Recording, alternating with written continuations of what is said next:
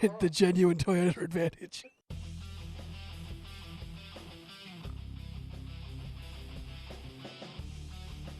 Hello there in internet land. This is episode 3 of the 2023 season of the F1 Chat. I'm your host, Phil Lamington. Sitting to my left is a man who's very disappointed because his team didn't score any points today, and that is JB. JB, how are you, my friend? I'm just praying that we can just get the worst behind us early. But I'm not very confidence-filled with that answer. So I'm pretty dismal.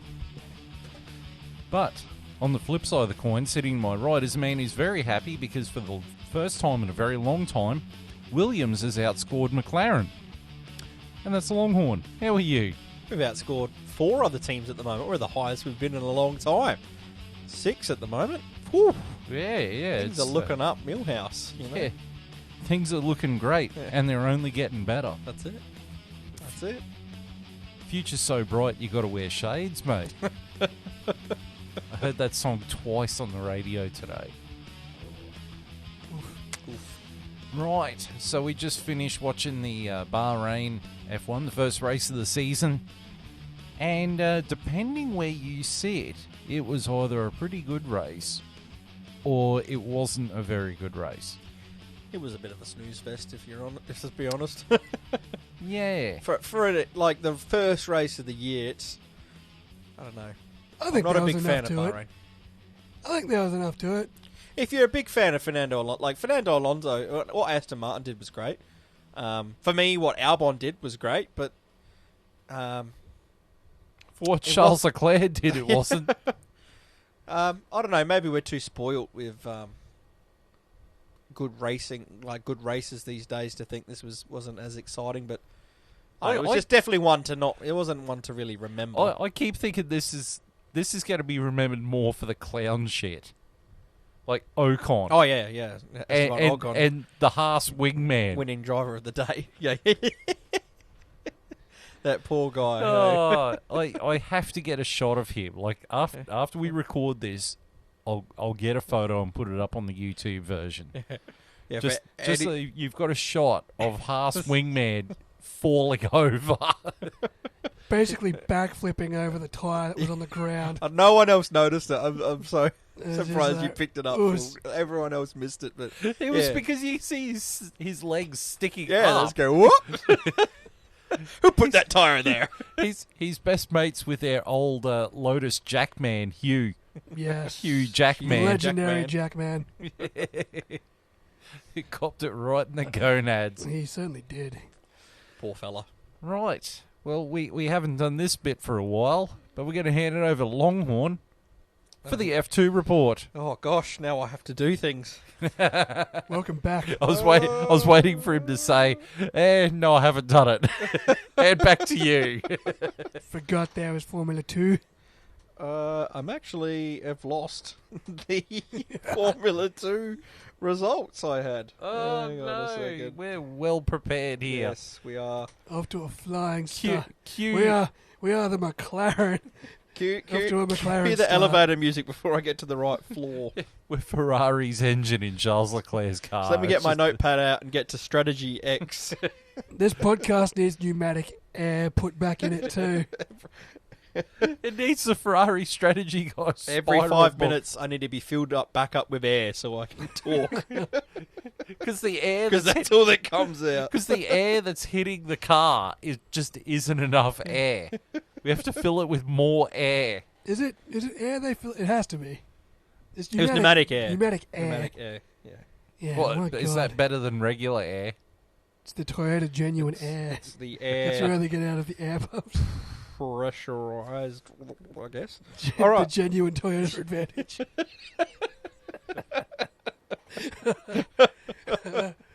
All right. All right, we're on. So, Right.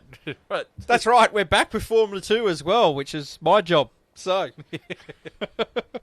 so this year, as you'll know if you're listeners from the past, or if you're not, I basically just give you a quick overview of what happened in Formula 2. Some weeks will be a bit more into it, depending on how much time I got getting to watch it, but overall, just give you a bit of the results. Unfortunately, this week I didn't get any time to check out any of the F2 other than a bit of the sprint race. But I've got the results for you and a bit of an overview of how those drivers went as I've watched the highlights. So in qualifying, Teo Pacher, who everyone might know from last year, second in the championship, come in first, took pole. Victor Martins took second, who's a new driver this year. If you don't know, he won Formula 3. Yeah. Is he related to Doc Martens? He could be. I'm not sure. The shoes. Richard Forshaw was in F2 last year, come third. Dennis Hauger from last year as well in fourth. Richard Vesti in fifth. Kush Miney in sixth, who I think is a new driver. I don't think he was on the grid last year. Yeah, it sounds new. Yep, I think he's new as well. Seventh, Ayumi Iwasa from last year. Eighth, Arthur Leclerc. And yes, that's right. He is related to Charles. He's a little brother. Yeah, he stepped up from Formula 3. He has. He's another one who stepped up. There's quite a few, actually. They've stepped up from Formula 3. Including this next fella. In ninth, Roman Stanek. Come in ninth, stepped up from Formula 3. And in 10th, Ralph Boschung. So that was the qualifying results, the top 10. Not going to go through everyone, otherwise we'll be here all day. Then I'll get Go through everyone. No, I'm just joking. Sprint race results. So Ralph Boschung got his first ever win in Formula 2 in the sprint race, coming in first. Dennis Hauger comes second. Victor Martins off to an impressive start, obviously qualifying second and coming third in the sprint race. Good on him. Yep, looking impressive. In fourth, Ayumi Iwasa. In fifth, Teo Pacher. In sixth, Jehan Jaruvla. In seventh, Kush Miney. In eighth, Enzo Fittipaldi. In ninth, is it Zane? Zane Maloney? I think it's Zane Maloney. Kane or Zane? Anyway, I'll talk a bit more about him later. In 10th, Juan Manuel Carrera came 10th. And now we'll get to the feature race. So, someone who absolutely dominated this race. A really impressive weekend after kind of disappointing towards the back end of last year after looking like he could have contended for last year's championship. Teo Pacher took the number one honours and won the race by impressive style. Pretty much dominated from start to finish. That's good, because wasn't he saying he was leaving Formula 2 last year? Yes, he was. That's what I was really impressed with. He was essentially trying to force his way into... He's an Alfa Romeo Sauber Academy driver. Yeah. And basically said he wasn't going to race Formula 2 if there was no seat for him in Formula 1, which was strange because he hadn't really done enough to move up. Well, So at least he's taking it on the chin, and he's that's right. he's off to a good start. I'm glad he has, because he's come out and he honestly, straight away, he looks like the best driver on the grid. So, good for him. Hopefully a good season for him, and he might be able to push his way up next year. And another really good drive after not really doing much in Formula 2 last year, but Ralph Boschung come in second. So it's an impressive start for him, who's someone who was nowhere near the top last year. So, I'm not sure if at the moment if it's coming down to the cars or if some of these drivers have just stepped up. So it'd be an interesting year. Yep. And coming in third, Zane Maloney, the young Barbadian driver. That's right, a driver from Barbados, if you know where that is. It's in the Caribbean somewhere. Jamaica, man. He come from 18th on the grid to snatch third on a podium spot. Wow. He's also moved up from Formula 3. I think he was runner-up last year. He's also very, very young. I think he's only like 18. Red Bull Junior Academy driver, so bright future for this man by the sounds of it and by the looks of his driving. In Fush, Fush. I got his... In fourth, Kush Miney, not Fush. Fush Miney. Oh, gosh. Fourth Miney. I might need to sit here and just practice all their names before I read them all out. In fifth, Richard Forshaw. In sixth, Arthur Leclerc. The not-so-talented Leclerc. In seventh, Isaac Hadjar. In eighth... Oh, by the way, Hadjar's another Formula 3 jump up to F2. Young Red Bull Academy driver. Very promising, actually. One of the better talents than Red Bull Academy at the moment. Yes. In eighth, Ayumi Iwasa. In ninth, Enzo Fittipaldi. In 10th, Juan Manuel Carrera. And that's the F2 from Bahrain. I was just thinking then, you know, it'd be really ironic is if Arthur Leclerc ends up driving for Williams. Well, he's a Ferrari Academy. While Charles is driving for Ferrari. It could happen. Oh, I mean, are you speaking back to Michael and Ralph? yeah, yeah, they ended up at Williams and Ferrari They did, yes. That would be pretty cool. because this is the funny thing is that so Ralph was at Jordan and he got offered the seat at Williams, but he still had a year left on his contract with Jordan. So Michael Schumacher himself bought out his contract at Jordan so he could get to Williams. Wow. So that he could be in a competitive car and crash him out a few times. Okay. What are brothers for? Yeah, exactly. Right. So that was the F2 report.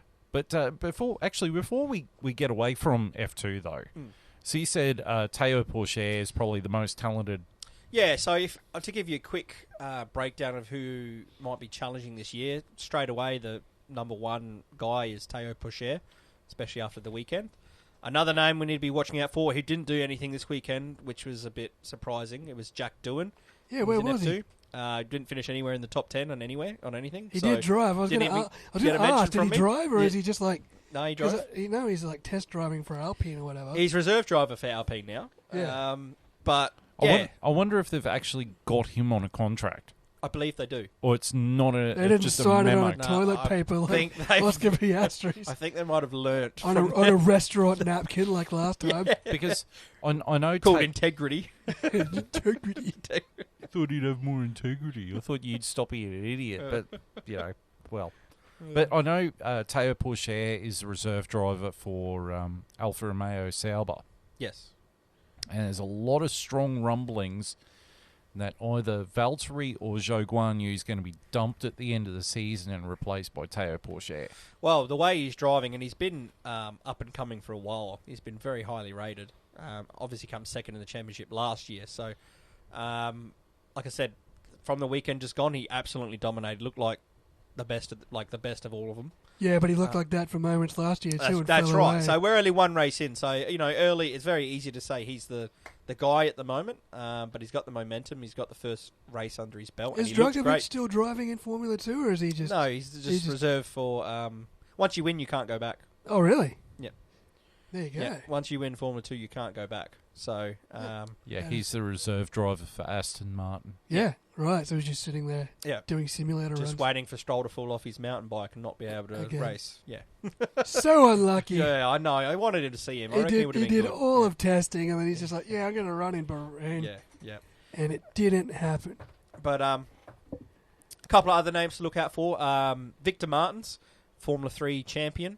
Looked very, very good in his debut. Yeah. Unfortunately, got touched out of the feature race, so that's why he didn't finish there, but he looked very good in qualifying and in the sprint. Yeah.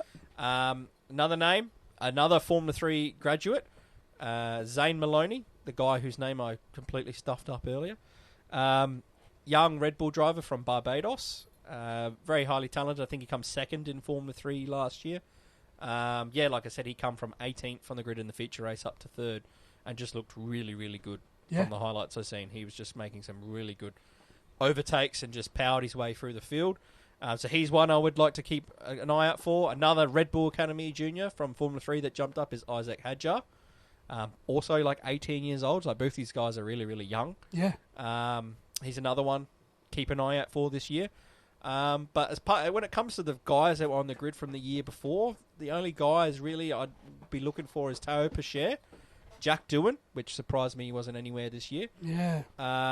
Jan Jaruvla really needs a big year. He didn't really do much this weekend. He's got a lot of experience in Formula 2. Yeah. But again, it's a long season. And Ralph Boschon come out and surprised, actually, because as I said, he wasn't anywhere last year. And this year's come out and got a podium and a first and a second. So, maybe he's one to watch this year. Sometimes these guys, it happened with Felipe Dragovic. He wasn't anywhere really near it, and then he come out and basically dominated a season in F2. Yeah. So, who knows? The door's still open for one of these guys to take it there, make it their own. But the early favourite for me would be Théo Pourchaire. He looks ahead of the rest at the moment. So. Yeah, absolutely. Sorry, we've just got another visitor here. We've got Kiki, my little doggo Kiki. But I think Kiki should go upstairs. She's going to get vocal in a second. Off you go, Kiki. Come on. Upstairs, Keg. Up. All right. That's right. Vacate the premises. Which then Yeah. leads us conveniently to the F1 report. JB, take it away. All right. You've got to work, Johnny. It's all right. I'm used to it. All right. Podcast notes. Race notes from the 2023 Bahrain Grand Prix. The Gulf Air Bahrain Grand Prix from the Sakir circuit. Lap 1. Reigning defending world champion Max Verstappen starts from pole position alongside Red Bull teammate Sergio Perez. Sergio squeezes Charles Leclerc off the start, but Charles gets through. Lance Stroll rear-ends Aston Martin teammate Fernando Alonso into turn 4. Somehow, both cars escape undamaged. Somehow, Fernando Alonso doesn't know who hit him up the backside. Apparently, Keep Aston that one Martin quiet, didn't tell him that it was Lance that hit him. Which is hilarious considering Fernando was just all up Lance's ass at the end. He's just like, yeah, he did so well. And then he gets back to the pit lane. He's like, who hit me on that one? Just by the way, I want to know who hit me. I really don't like that guy. Sees a replay. Face drops. I would have loved to see that moment when he found out it was Lance. It would have been great. Lap 5. Charles Leclerc has a nasty lock-up into turn 1. Stroll gets past Valtteri Bottas. Logan Sargent briefly gets past Lando Norris, but Lando gets him back. Lap 8. Yuki Tsunoda warns his team that there might be a tear-off in his left side pod. George Russell asks Mercedes if Lewis is struggling with the indication that he is, while Ferrari tells Charles Leclerc they're going plan A, whatever that means. Lap 10. Max Verstappen complains to Red Bull that the downshifts are causing rear-end lockups. Alpine's Pierre Gasly has the season's first pit stop going into a fresh set of hard tyres. Lap 11. Lando Norris pits for McLaren, his team having to refuel the pneumatic air system during the stop. Power unit issues already affecting the car. Lap 12. A bunch of pit stops begin to take place for the midfield runners. Meanwhile, the FIA has noted that Esteban Ocon is under investigation for parking in the wrong grid slot at the start of the Grand Prix. It actually wasn't. He was parked too far forward in his grid slot. Lap 13. Lewis Hamilton pits for hard tyres. Meanwhile, Fernando Alonso gets past George Russell through turn 5 and 6. Lap 14. Charles Leclerc and Carlos Sainz double stack cleanly. Meanwhile, Oscar Piastri has a steering wheel switch with his gearbox starting to go, but his McLaren doesn't restart and he's forced to retire with an electrical issue. Lap 15. Max Verstappen pits for hard tyres from the lead of the race. Lap 16, Esteban Ocon is handed a 5-second time penalty for a grid infringement at the start of the Grand Prix. Lap 17, Fernando Alonso blasts past Valtteri Bottas into 7th. Lap 18, race leader Sergio Perez pits for a second set of soft tyres. Lando Norris comes back in to refill the pneumatic system again in a nightmare start to the season for McLaren. Lap 20, Lance Stroll gets past Valtteri Bottas. Meanwhile, Esteban Ocon is back under investigation by the FIA for incorrectly serving his time penalty. Lap 24, Lando Norris gets past Esteban Ocon as their nightmare opening nights continue. Lap 25, Esteban Ocon is given a 10-second time penalty. For serving his 5-second time penalty incorrectly, his engineers working on his front wing change before the 5 seconds had expired. Lap 26, Sergio Perez dives under Charles Leclerc for second place into turn 1. Lap 28, Esteban Ocon is noted by the FIA for speeding in the pit lane, the third penalty of the night, as he is another 5-second time penalty. You can't eat with him, boys. Yes, he can. You can't eat with him, boys. Lap 31, Lewis Hamilton pits despite his protest trying to protect him from the undercut from Fernando Alonso. Lap 32, Carlos Sainz pits for a set of hard tyres along with George Russell, but Lance Stroll gets past George Russell out of turn 3. Lap 34, Esteban Ocon is forced to pit to serve his cumulative 15-second time penalty.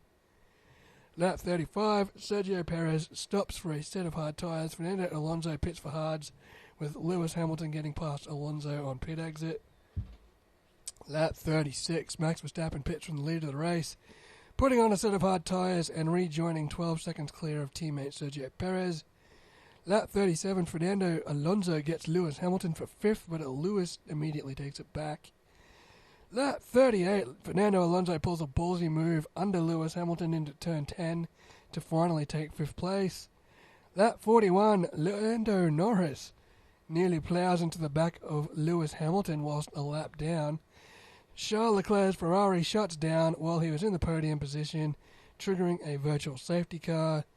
Lap 43, Esteban Ocon retires from his nightmare race. Lap 45, Fernando Alonso tags the back of Carlos Sainz's Ferrari, but then gets past him into 3rd place. Esteban Ocon gets a 30-second penalty from retiring from the race in an inappropriate time. Yeah. Lap 54. That's not real. That's not real. It might as well have been. Lap 54, Nico Hülkenberg is given a 5-second time penalty for track limits. I thought you said Nico Rosberg there. That's hilarious. Oh, he deserves a time penalty to be away from the race forever. Just away from the track. Lap Please. 57, Max Verstappen wins the Bahrain Grand Prix from Red Bull teammate Sergio Perez and Aston Martin's Fernando. Fernando Sneezy Alonso. Zhou Guanyu gets fastest lap. Fernando Alonso gets driver of the day. I still maintain it should have gone to Ocon.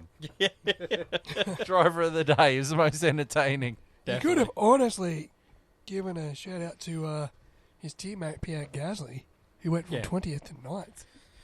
Yeah, he's probably outside. He's probably in the top 3 for drivers of the day. Old Pierre coming from last to 9th and salvaging something for Alpine after a pretty disastrous run from Ocon there. Jesus.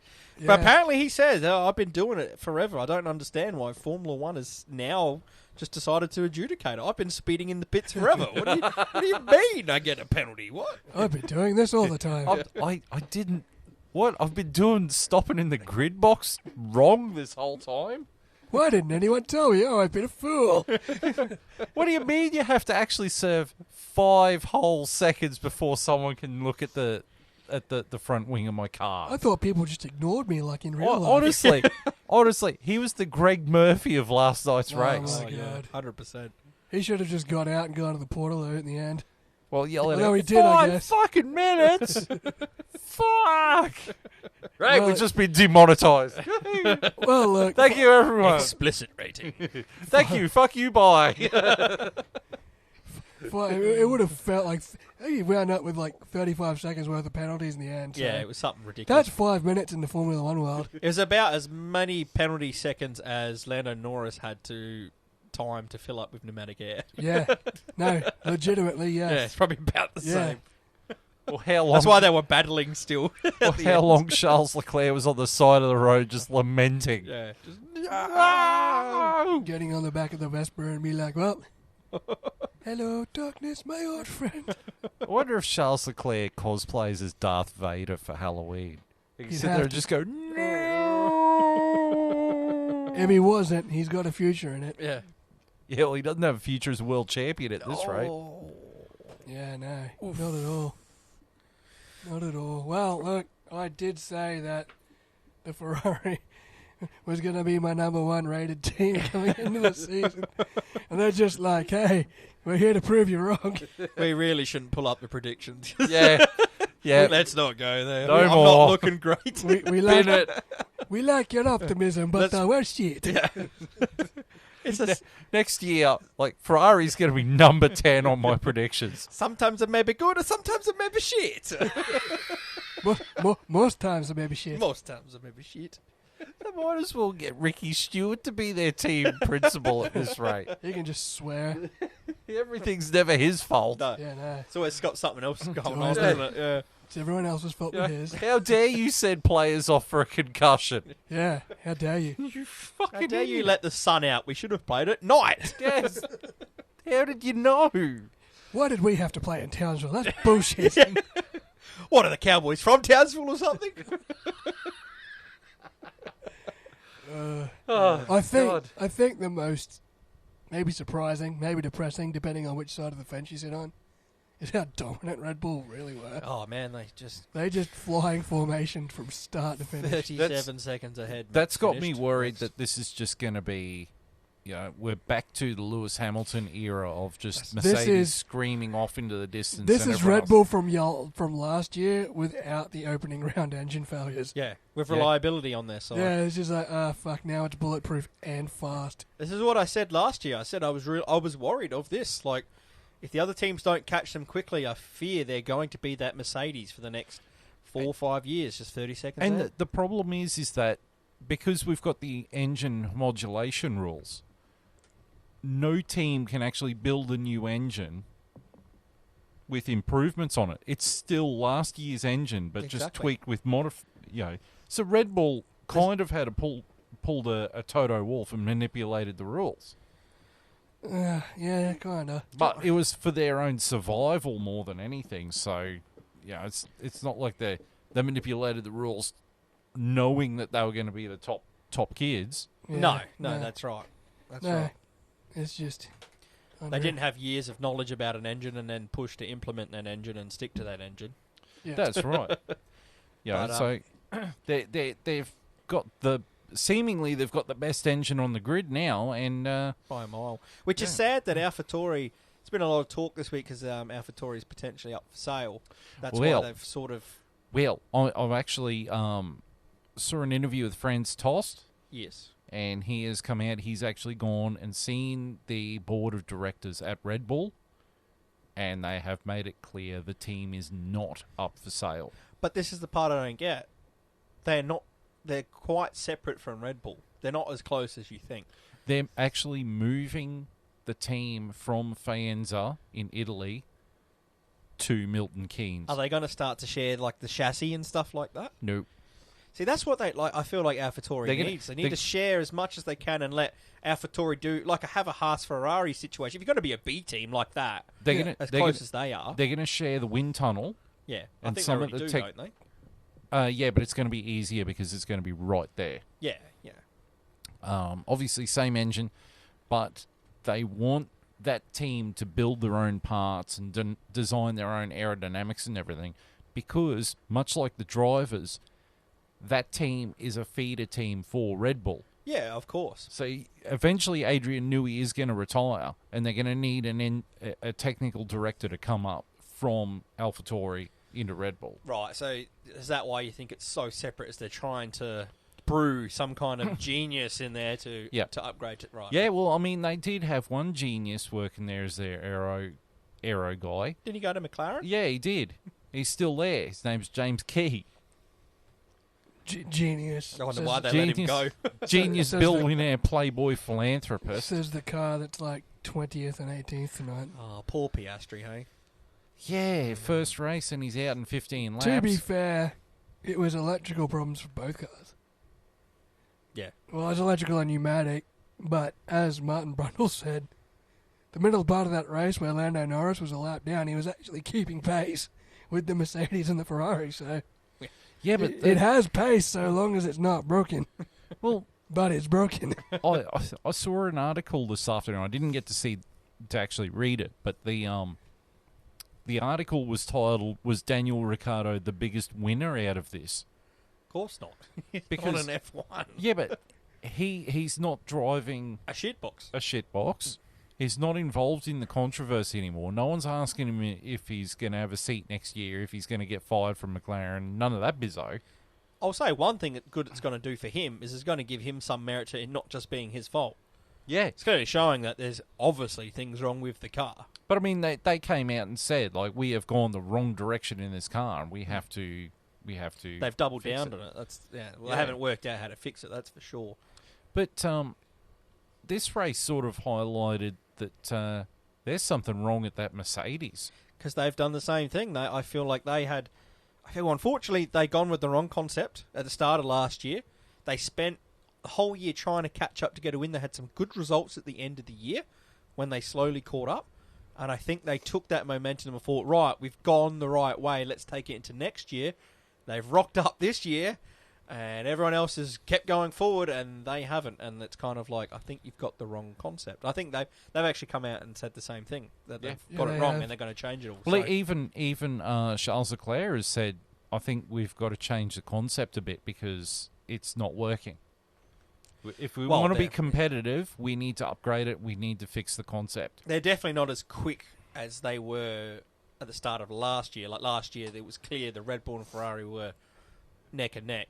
Yeah. At the start of this year, Red Bull's 30. It's like they were at the end of last year, So it is a bit worrying because Red I Bull's don't the know only one that seems to have held their own momentum. But Yeah. I did see the post-race interview with Christian Horner. And they're like, oh, Red Bull's dominant and everything. And he goes, look, we're dominant now. We'll probably be dominant for the next couple of races. But once the other cars start upgrading, that's when you're going to see what happens. So he said, don't judge it on 1 or 2 races. Wait until we've gotten into the season. Yeah, of course. Then you can see what the cars really can and can't do. Yeah. He said, Yeah, well, we- we're going to have to wait till Azerbaijan to see what the McLaren can do. he said, If they get that far without braking. but he said, it's probably going to be after the month break between Australia and Azerbaijan, Yeah. Yeah. where all the upgrades are going to get done, and you're going to see what these cars can really do. He said, it's our job to take advantage of the situation that we're in, where we do have the quickest car on the grid.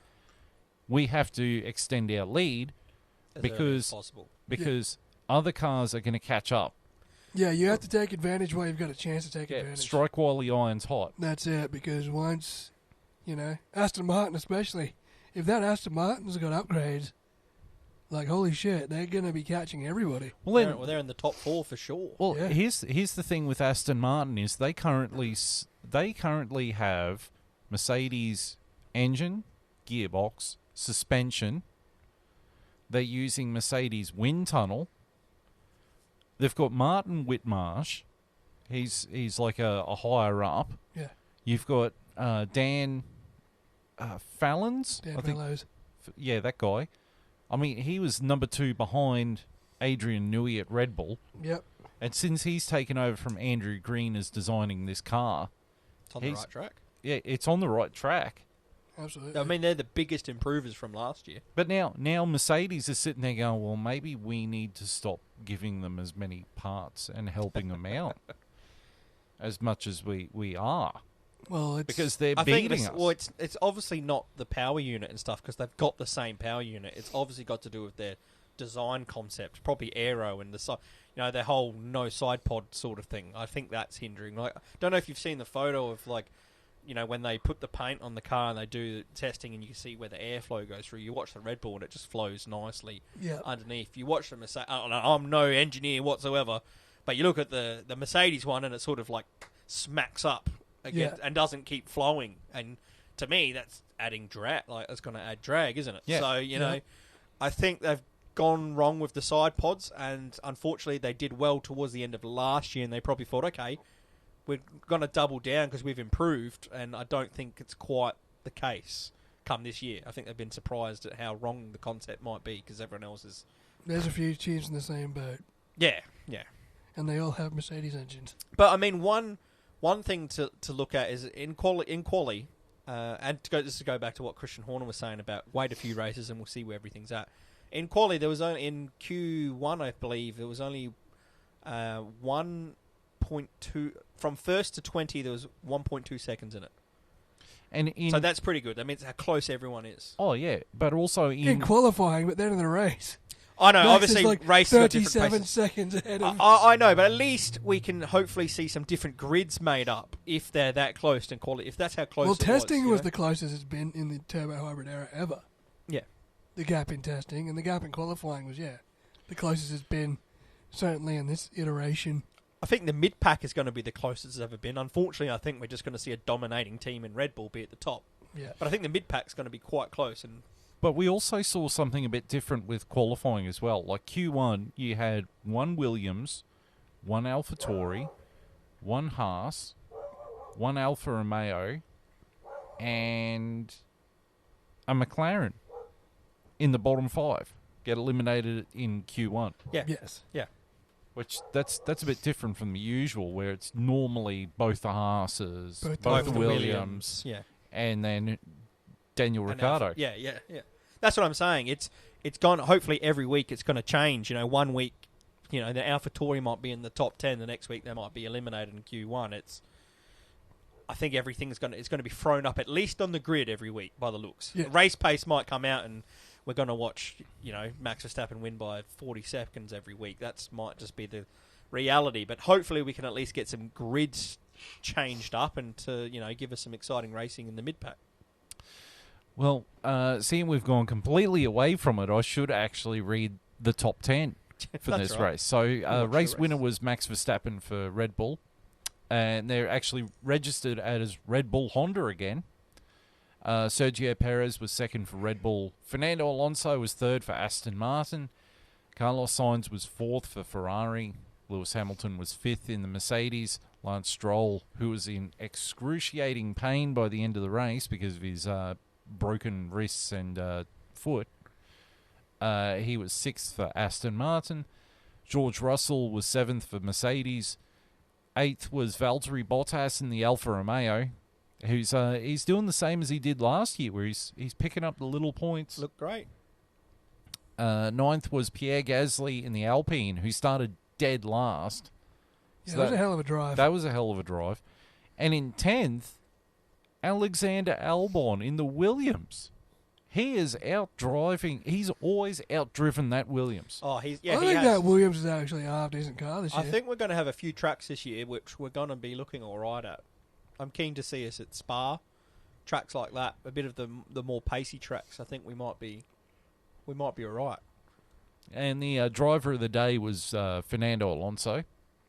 I will admit, he kind of deserved it. Yeah, of course he did. I mean, he did deserve he's it. making me look bloody... he's making most of us look stupid here because at the start of the season we didn't really rate the Aston Martin pairing. Now, we didn't quite expect them to come out and have bloody the second most dominant car on the grid first race, but Fernando's driven it like the world champion he was from years and years ago, despite being 73 years old. So he's making me look silly. He's making me eat my words, and he's well-deserved driver of the day, and all the dick-sucking he's copping from the commentary team and all the fans in F1 at the moment. I lamented mid-race that, I'm sick of the commentators treating him like the second coming of Christ.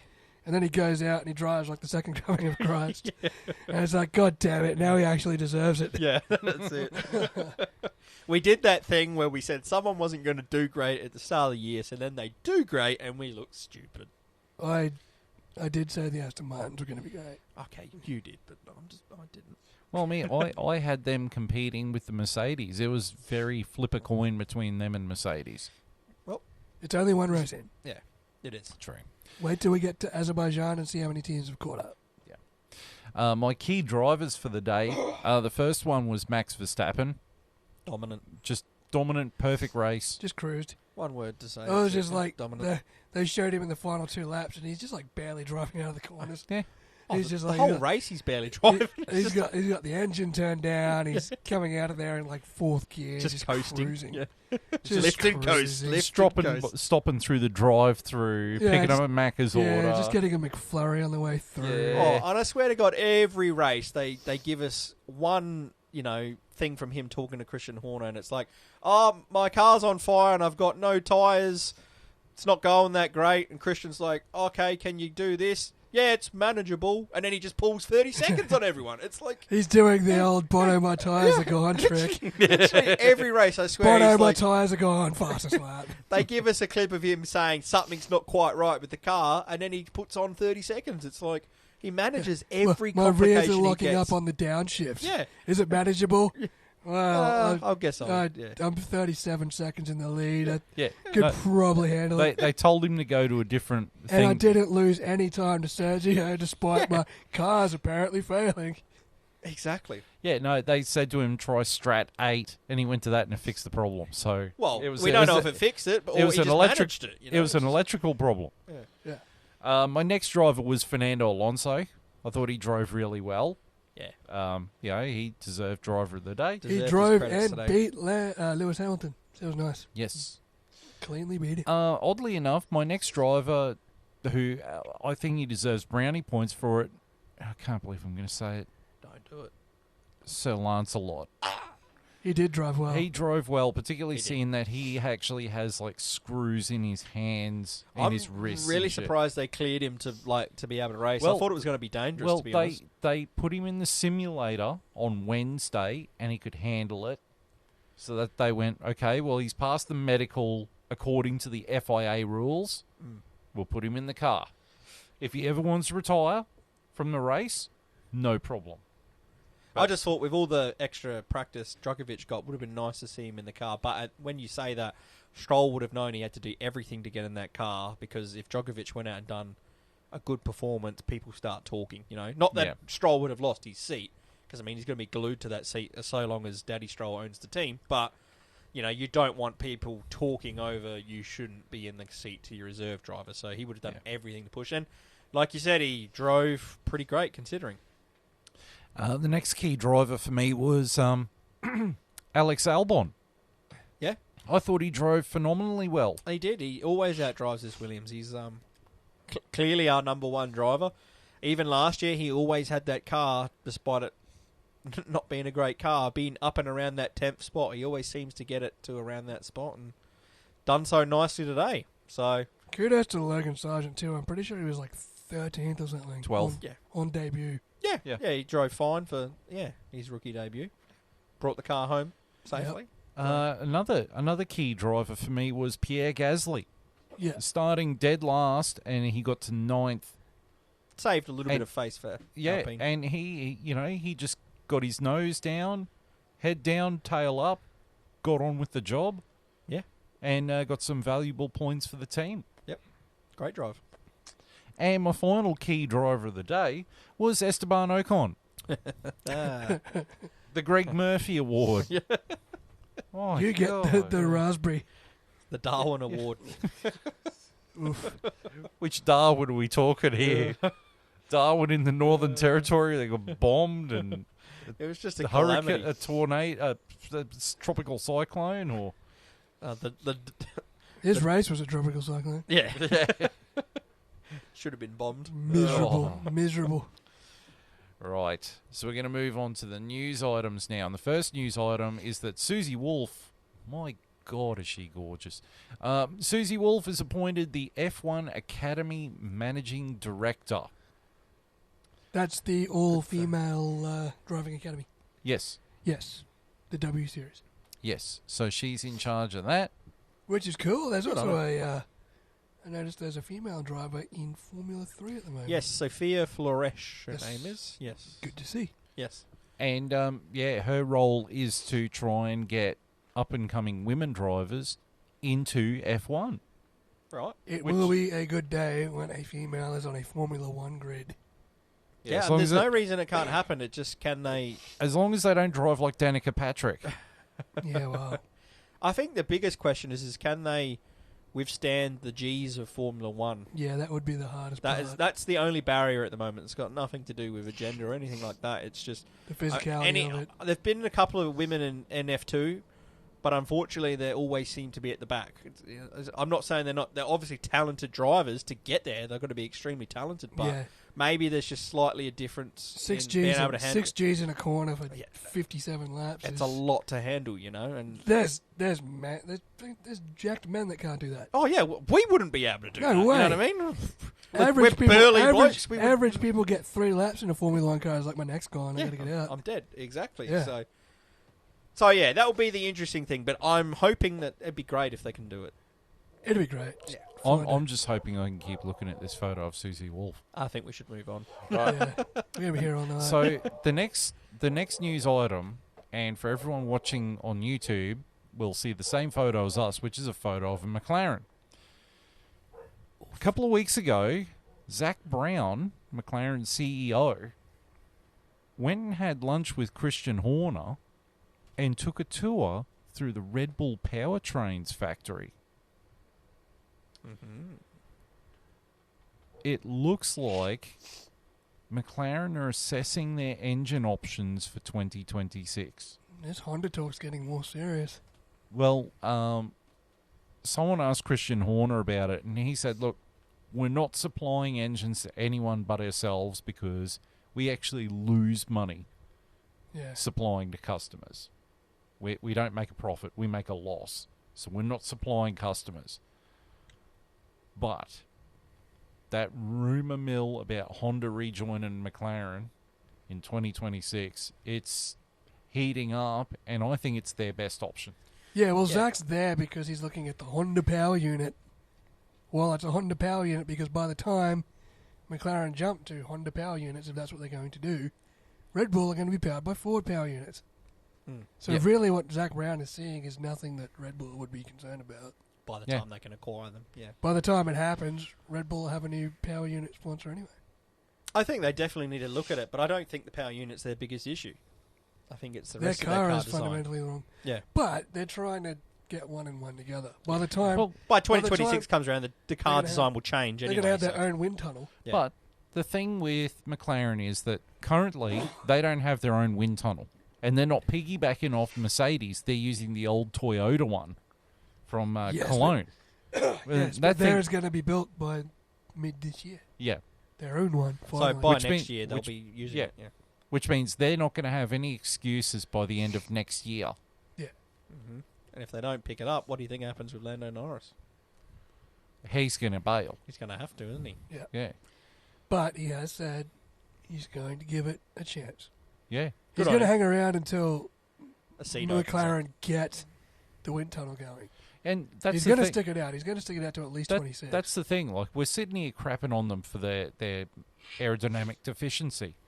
But the wind tunnel they're using, the Toyota one in Cologne, Germany, is so outdated. It's so behind on the times. Like, it was behind on the times 10 years ago when Ferrari was using it for their the F14T. Maybe they need to get the old leaf blowers out from the F1 game. Yeah, well, a couple of DeWalt leaf blowers. They need some cotton balls and some tape. Yeah. I mean, it worked in Ford versus Ferrari, so... It'll work. Better than computers. So, yeah, they're looking at other engine suppliers. Yep, good on them. I mean, look at their too. Look at their options though. I mean, they could stick with Mercedes. I don't think they're going to go back to Renault. No, that's off the table. Honda. Honda's their only option unless they can make a deal with Audi or GM. Well, they already shut the Audi deal down. Yeah, that's right. Yeah. So, yeah, Honda's the move, I think.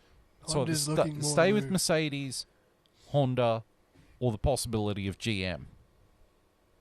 Because GM apparently, even if Andretti doesn't get in, they want to supply engines in 2026. And Zach Brown has links to Walkinshaw Andretti. Although, Walkinshaw Andretti is running Ford Mustang this year in the supercars.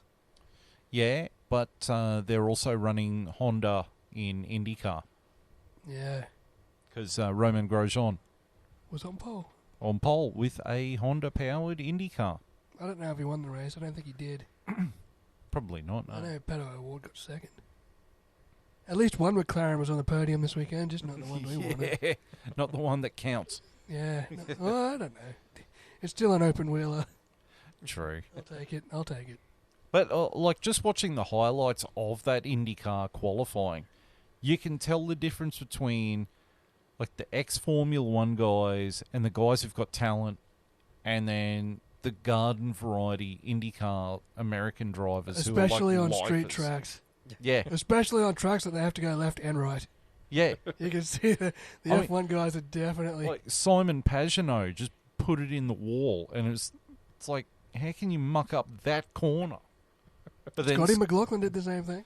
Yeah, and true. But he pushed it too hard and put it into the wall, put the back tyre into the wall. Yeah. Simon Pagenaud just put it head first into the wall. Yeah. You know, so... Right. So now we get to the driver standings. This is going to be epic. So, leading the championship after one round is Max Verstappen with 25 points. His teammate Sergio Perez is second with 18 points. Fernando Alonso is third with 15. Carlos Sainz is fourth with 12. Lewis Hamilton is fifth with 10. Lance Stroll is in sixth with 8. George Russell is seventh with 6. Valtteri Bottas, wasn't he in 8th most of last year. Yep. Yeah, he just After the clung first there. 4 or 5 races and then just stayed there the rest of the year. Same with Gasly. Gasly was hanging around the bottom for most of it. Yep. Gasly's 9th with 2, and Alex Albon has made it onto the top step of having his photo on this thing with 1 point. Good on. Look how happy he Yeah, is. good on him. And then the constructors, you've got Red Bull Racing with 43 points, Aston Martin with 23 points, Mercedes AMG with 16 points, Ferrari with 12 points, Alfa Romeo with 4, Alpine with 2, Williams with 1, and then AlphaTauri with Zut, Haas with Zut, and then coming dead last is McLaren, shades of 2015, GP2 engine. I assume they thing. lost because of finishing position. That's one thing Fernando Alonso is not saying. No. Finally, GP1 engine. Yeah. Yeah, now we have car, now we can fight for podiums. And he was right. Yes. So now we get to the social media stuff. We're on. We're on. So I think, because we didn't discuss this before we got on here, Because we're such a prepared podcast. we're such prepared. I'm not sure if the F1 Chat YouTube channel is up yet. It is. It's up. It is. It is. Yes. So this will be on that, but we'll also keep it on the Vindicator 18 channel as We'll well. put it on both, yeah. Of Put it course, on yeah. both so that I can file a copyright strike against the other channel. That's I'll get very some money. counterproductive. Not if I get you first. No. So, yes, you can watch this on YouTube on the Vindicator 18 channel or on the F1 Chat dedicated channel, which we will slowly update and load the older episodes up as There well is on there. our 2 potties from the year up there. So we've got our livery episode and our testing episode up. 2023. And this episode okay. will be up on there. So Sweet. yeah. You can catch us on Facebook. We actually had a lovely lady comment on our Facebook today, which was very nice. Yes. Sorry, we don't know who the ESPN voiceover guy person is. Yeah, no idea. But Sorry. that is actually us you are interacting with. Not If you want to keep listen it to the up. podcast, Miss Sparks, I think her name was. yes. So Facebook on the F1 Chat. Then you've got the Twitter, which is Yes. the F1 Chat 1. Don't forget the one. Yes, don't forget the 1. We are on Rumble with the F1 Chat. And we are on the Spotify with the F1 Chat. All right, so we're back again in 2 weeks' time. Yes. Jeddah. Hopefully I'll be able to watch the race. It just depends if Ergon turns the power back on. Because they were nice enough to send me...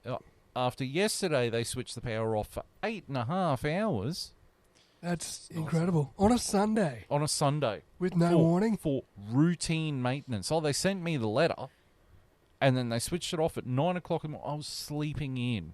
I finally got to sleep in. No, you didn't. No, I didn't. Not today. No. And they switched the power off, and it was supposed to come back at 3. We didn't get it till 5:30. Assholes. Yeah. And then we got a letter today, which is the day after, saying the power's going to be off for routine maintenance in 2 weeks' time. From That's 8:30 in the morning to 2:30 in the afternoon, which means we probably won't get it back until 5. Wonderful. that's all right though. The Jeddah Grand Prix is like 3 in the morning, isn't it? Yeah, it'll be one It's of those Middle East yeah. time. crappy times. Yeah. That's all right. Like Bahrain was like 1. I told Ergon Energy exactly what I thought of their stupid thing. At least we're getting Melbourne at a normal time soon. Yes. Yeah, but here's Get the to watch a race together. Here's the problem, JB. The Melbourne F1 starts about half an hour after WrestleMania finishes. Half an hour after WrestleMania Day 1 finishes. Well, we can just back to back it, I guess. Yeah, we can do that. We're going to have to juggle the podcast We'll just do the WrestleMania one in one after, big go. after night 2. Yeah, Yeah, just righto. in one big go. Oof. Oof. Well, he's capped it at 3 hours. Yeah, we'll have to cap our podcast at 3 hours as well. We'll shoot through it. But that's the other podcast. We don't talk about that silly thing. It gets all the views, but we won't talk about that for you. Yeah. So, yeah, in 2 weeks for the Saudi Arabian F1 from Jeddah, Yeah, they're trying to the other cheese that you should get from Subway. Cheddar. They're trying to improve the circuit for safety, which makes me sad. Yeah. They're If slowing such it that, like, down. I love the danger of this track, eh? They just love the potential of someone actually dying. Yeah, it's At the needs progressive to be in some tracks, surely. in the progressive country of Saudi Arabia. Hey, look, they raced at that track with an oil refinery being actively bombed Yeah, like 30 Ks away. exactly. Don't come at me about how dangerous Jeddah is as a track. Don't tell me you're scared of a wall. Yeah. Well, that actually does bring a little bit of a I don't know how to phrase it, but remember they had those earthquakes in Turkey a Yes. few weeks ago, and Turkey's not far away from Azerbaijan. Yeah. Azerbaijan's having a war with Armenia as well. It's all going off over there. Yeah, it's all kicked off over there. Crazy world we're in, hey? So anyway, yeah, we're going to be back in 2 weeks with another podcast and another F1 race. I'm bringing my antihistamines next time. Yeah. Apologies to everyone who's had to put up with this shit. It just I sort think of... they're used to it, aren't they? Aren't we sick every episode? It just about? started and then it just hasn't stopped. He's not sorry. Yeah. I am Sorry, not sorry. I am sorry. I will be more prepared next time. Sort of kicking my ass a little bit. Right. All right, let's So, get out of here. Yeah, 2 weeks' time, podcast, Jeddah, F1. See you next time. Bye.